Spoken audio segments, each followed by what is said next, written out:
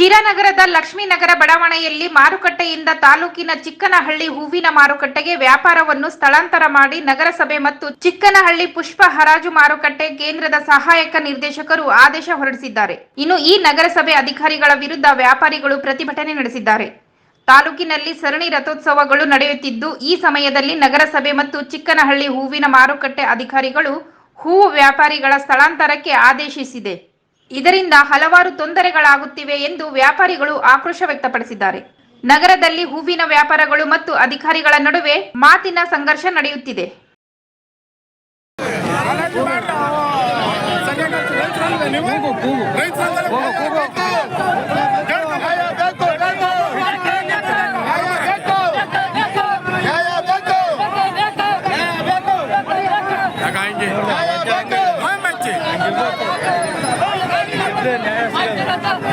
ನಾವೆಲ್ಲ ಹೋಗಿ ಅಳಿಸ್ಕೊಂಡ್ಬರ್ತೀವಿ, ಬರಕ್ಕಾಗುತ್ತಾ?